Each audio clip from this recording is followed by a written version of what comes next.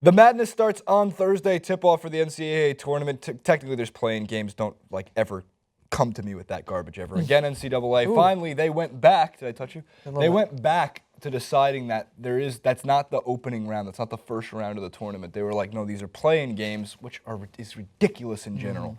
But because it causes seeding nightmares like the 11 seeds, Wichita State and Vanderbilt, and all of that. I get angry about it, Francis. But here we are to discuss the 8 players I would say you should be keeping your eyes on in this tournament for either the reasons that they will be instrumental in their team winning the tournament, crashing out of the tournament, or regardless, you're probably going to see all 8 of these guys drafted in the top 15 picks of this year's draft, save for maybe 1 or 2 of them. So I chose 8 of Bleacher Report's top 25 guys to watch because you saw guys like Kyle Wiltshire last year play, and amongst others. Like I have nothing against Marcus Page in North Carolina. I left him off my list for the reason that we've been waiting 4 years for Marcus Page to do something tremendous. I know Ben Mank is on his side. I chose a different North Carolina person. But to begin, Demetrius Jackson from Notre Dame. Demetrius Jackson was overshadowed last year by, if you remember, Pat Connaughton and Jerian Grant of Notre Dame, right. The Irish who made a run in the tournament. By the way, what a fitting name to play with. Pat Connaughton? Patrick Connaughton. Pat Connaughton. Draining the threes. Patrick McGregor. So basically, Demetrius Jackson was just waiting his turn to be the focal point of the Notre Dame offense, and he has turned into that. It's his junior year. He's going to go into the draft. I think he's projected as like 11th overall this year. A great tournament, you get to the top 10. A bad tournament, you might drop to 15 or under. So it just depends on what happens. Next up, we have Jaylen Brown. Keep an eye on Jaylen Brown. If Cal has any chance of upsetting Kansas, first of all, they'd have to get past a team like Maryland in the second round if the seedings all break down correctly. But let's say they get to the Sweet 16. This is one guy who can single-handedly dominate a basketball game. First of all, he's a thick 6'7", 225. Yeah. He's a burly man, right? He has Draymond Green of men. He actually, in a way, yes. What stands out about Jaylen Brown, Jaylen Brown is he has a pro body. He's an NBA player in a college kid's body. And he also has the skill set to translate over to the NBA, which sometimes is good for college basketball, like Dwayne Wade status, Marquette, and other times it's not as good. And I only mean that in the way that there's a couple cases where, depending on the offensive system you're playing in college, it could limit you to what you could maybe take over a game. Some coaches don't want that specific aspect you have to play as a team. Jaylen Brown, if he needs to take over, should take over. So I'll be rooting for Jaylen Brown this tournament. Chris Dunn is next from Providence. Chris Dunn is a special case. And the reason I say that is because he could have went into the draft last year as a junior.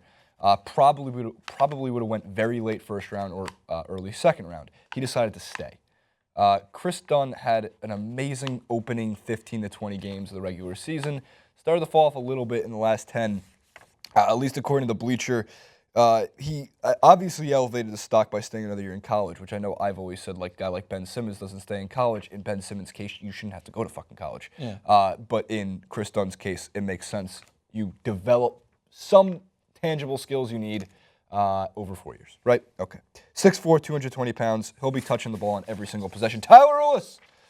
He's too small to play in the NBA. I'm pretty sure. Mighty Joe Young. I know the Isaiah Thomases of the world, the second coming of Isaiah Thomas that's not related to the actual Isaiah Thomas from Detroit, have made it. But look, Tyler Ulis is a tremendous athlete, and he is also an amazing decision maker. The backcourt for Kentucky, he is the best pure point guard in college basketball. Yeah. D'Angelo Russell was a similar player to him last year for Ohio State. Again, another guy who's going to be affecting every single possession of the tournament. The only problem is Tyler Ulis, at least for the NBA standards, 5'9". You're not, I mean, dude. No. 5'9" what? Doesn't even have his weight because he's under 100 pounds. First of all, Kentucky's made the Final Four for the last 5 years. Yeah. I was getting into an argument with a friend of mine who kept saying that Kentucky is garbage this season. They don't have anything like they did last year. And that, what do you call it, John Calipari can't win championships because his team doesn't make free throws. Memphis, for example, Derrick Rose. Right, that doesn't mean your bracket should leave or consider leaving a team like Kentucky out of the Sweet 16, Elite 8, or Final Four because their team makes enough free throws to fucking get there 90% of the time, at least over 90% of the time in the last 5 years. 5 years. Calipari is a good coach. Trust the coaching in the NCAA tournament. Tyler Ulis is averaging 10.2 assists per game heading into SEC tournament from like the previous 16. He's a stat freak. We get it. I like him a lot. Keep your eye on him. It's a reason why Kentucky can play well. Next up, Denzel Valentine. Could be a triple-double machine. One of the best prop bets you can take in the college basketball tournament is picking one player to round the box score out to a triple-double, which doesn't happen that often in college. The most dominant one I think I've seen was, speaking of Dwayne Wade's Marquette against Kentucky in the Elite Eight, where he had 31, 12, and 10, and just single-handedly destroyed that Kentucky team years ago before the 2003 draft. But Denzel Valentine played on last year's Michigan State team. Yeah, I remember was seeing him. Fantastic in the tournament last year and steps up in big games. He was pretty good in the Big Ten tournament too. Keep an eye out for Denzel Valentine for the reason that if he goes off, if he has a transcendent tournament, Michigan State could be a lethal team. A lot are projecting them to go back to the Final Four. They should have been a 1 seed, definitely over the likes of, I think, at least an Oregon or a Virginia. I think they're better than those teams, and I think their record against the top 50 this year has proven that. Watch out for Denzel Valentine. The last 3 I'll run through really quick. Brice Johnson for North Carolina. I like Brice Johnson more than I like Marcus Page. I think he's a more complete player. I think he's proved that he can do more. He's versatile on the court, which is great for North Carolina. Again, another dangerous team. Every team in the tournament could be dangerous. At least this year, it's not so much like, is it Kentucky or bust? Yeah. And even though Kentucky didn't win last year, it was pretty much anybody who wasn't putting Kentucky at least in their Elite Eight or Final Four, you're going, what's wrong with you? Brandon Ingram and Buddy Hield are the last 2. I was reading a lot on Draft Express. Brandon Ingram is the type of player, if he has a good enough tournament, mark my words, will be drafted ahead of Ben Simmons. I was on the Ben Simmons bandwagon. I totally understand why this guy should be an elite NBA player. If Brandon Ingram has a transcendent tournament, if he really does and plays out of his mind, I think Brandon Ingram will get drafted over, depending on the team, over Ben Simmons, especially if the Lakers get the first pick. Brandon Ingram is actually a better fit for that team. Mark me. Yeah, I'm not. You heard it here first. I'm not going to argue against, because the reason why, like, Ben Simmons' stock is as high as it can go at this moment. We're not going to see LSU play anymore, right? And nonetheless, we are captivated in Ben Simmons this season. He's phenomenal. He's NBA ready. But there's a certain factor that goes into seeing a player perform in this level of competition. It's not NBA quality, we know that, but it's the pressure, it's the dominance, it's the biggest stage. And if someone like Brandon Ingram can go in there and perform and take his team and surpass expectations, I wouldn't disagree with that. I think that's a reasonable statement, but I don't know if Lakers fans will agree if Brandon Ingram is a better choice than Ben Simmons, if you could get Ben Simmons. So it's Brandon Ingram's impact that I think is impact on the court, at least when it comes to ball handling. When the ball is in his hands, he is so dangerous because he has like the Kevin Durant limbs. Yeah. He's not as tall as Durant. That's what makes him so special. I think Durant's got 2 inches on him because, what do you call it, it's 6'8.5", 6'9", Brandon Ingram. But he's got that wiry frame, and he's got handles for a guy that's so big.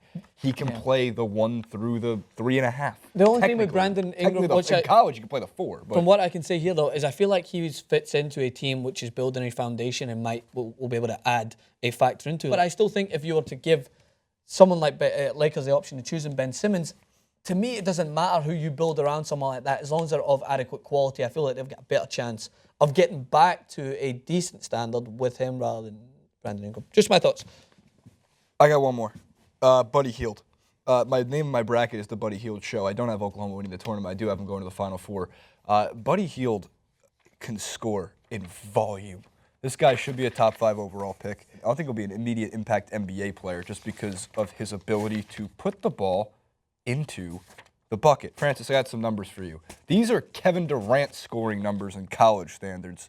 Buddy Hield has sparked Oklahoma to a 19-2 start in its first #1 ranking since 1990. Granted, everybody was ranked #1 at one point this season. Yeah. He's from the Bahamas. He eclipsed the 20-point barrier in 22 of the Sooners' 30 regular season games and reached 30 points 9 times. For college, that's fucking absurd. At least at the Division I level in a power conference. Yeah. You don't see that many points being scored. So, what do we hope for? I want to see Oklahoma's Buddy Hield drop 40 in a game in the tournament or more. I think it'll be great. It will be an awesome storyline to follow. Those are my 8 guys to watch. I did leave off Isaiah Whitehead from Seton Hall because I think they got knocked out in the first round. So there might not be a lot to watch. They have a tough matchup against Gonzaga, which I believe starts on Friday for them. But again, Demetrius Jackson, Jaylen Brown, Chris Dunn, Tyler Ulis, Denzel Valentine, Brice Johnson, Brandon Ingram, and Buddy Hield. Drop the papers. Make sure to watch out for all of them. They're going to be playing in the NBA at some point. Maybe even Ulis, but I think he's too small. First giant killer. What? First giant killer. Giant killer? Yeah, do you have first one? First team down? Yeah. Chattanooga takes down Indiana. I'm going to tie my shoe on camera. That's a 12 over Hawaii. 5. Hawaii, I think the time difference is going to screw them over Miami. Austin, PA over, they're playing, I think, Kansas. He's going to take down The Kansas. 16 over the 1. Not going to happen. But Excited. It can happen. It's March Madness. I will baby. laugh if Villanova goes down in the first round to a 15 seed. So, comment below with what you think. Brackets are around the corner. Leave your Final Fours and your players to watch and everything you think about it. And, of course, I'm curious. What are the reasons why Ben Simmons shouldn't be drafted number 1? And that's all.